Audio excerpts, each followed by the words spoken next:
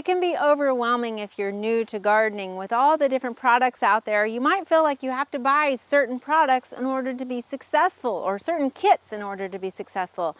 Or you might think it's just as simple as throwing the seeds out in the garden and watching Mother Nature do its work. Well, I can't say that it's always that simple. However, there is no right product for the garden. In fact, all gardens look different based off of a lot of different factors, including your physical ability, your level of maintenance, your level of aesthetics that you're wanting to present, your soil, and of course your budget are just a few of those factors to consider. Now, we are in this space that we've mentioned as a backyard demonstration garden, where we're demonstrating different ways of growing fruits and vegetables in your backyard. And over the seasons, we've talked about growing in stock tanks and in straw bales and different ways of growing in raised beds. But we have a new idea we want to show with you, and this is called a straw wattle. Now, you probably have seen this product in construction sites where it's used often to slow the flow of water and to reduce erosion, but we are using it here to create the perimeter for a raised bed. Now, you can find these at home goods or home construction sites, hardware stores, or you can possibly find old ones that are no longer used on construction sites. So we've anchored this down with a couple of pieces of rebar in order to, make sure that it doesn't move too much. What's nice about this is it comes in 25-foot lengths and about an 8 to 9 inch diameter. So it really does make the ideal depth. And because it's just a flexible net tube of straw, you can shape this into whatever design you want to make it into.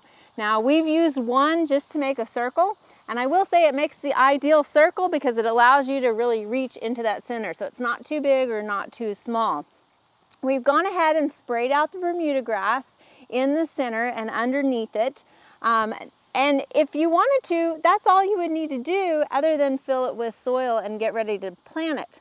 Now, because we live in Oklahoma and we have to contend with that creeping Bermuda grass, we've gone ahead and done a few extra measures in order to prevent that Bermuda grass from creeping in. So a couple of things that we've done is we have put a heavy landscape fabric down underneath the pavers and also the straw wattle. Now, we did not do it on the center so that we can allow that root zone to penetrate into the topsoil that's existing already if it wants to. The other thing is we made use of some pavers that we already had and created a perimeter around this. Again, just to prevent that Bermuda grass from creeping in. And what this does is it sort of allows us kind of a buffer zone for that Bermuda grass that we can control it before it gets into our raised bed.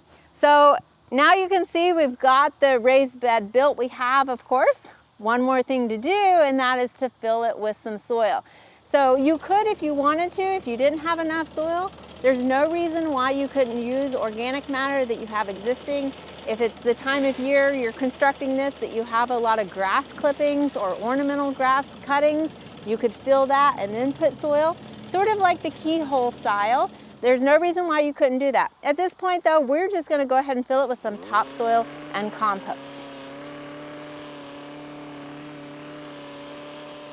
So you can see we've got our raised bed filled with a nice mix of topsoil and also compost. And we had this obelisk that we went ahead and put in the center. So I think we're gonna get some, maybe some sweet peas or something to climb on a little later. But for right now, we're gonna go ahead and plant our fall crop. And so we've got some just root crops and some lettuce that we're gonna plant in here. And just to give it a little bit of more of an aesthetic look, we're going to quarter this off based off of the corners of our obelisk here and plant a crop in each section. Now, to kind of section that a little bit better, we have a product here that I do want to show you in case you're always concerned or worried about having to thin your crop, because when you often sow, a lot of times those seeds are right next door to each other, and so you'll want to go back through and kind of thin it in order to allow that root crop to really develop to its full maturity. But this is a product called seed tape. And you can see that it comes, a lot of different crops will come in this product of seed tape. And what's nice about it is it's already predetermined as far as the spacing on it. So it's basically like tissue paper, kind of has that texture. So as you water it, it will break down.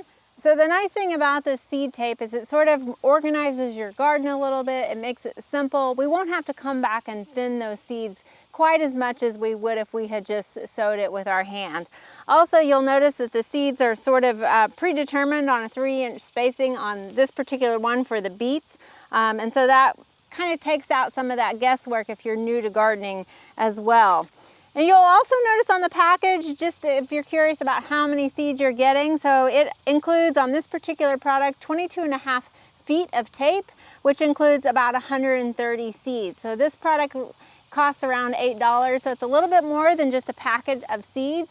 But again, you're getting that efficiency of knowing your spacing already on that.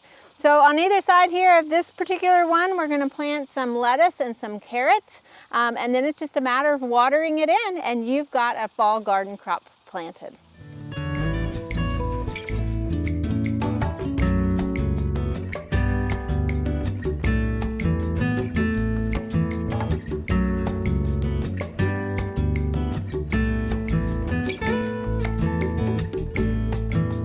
We hope you enjoyed this video. It's part of our Oklahoma Gardening YouTube channel.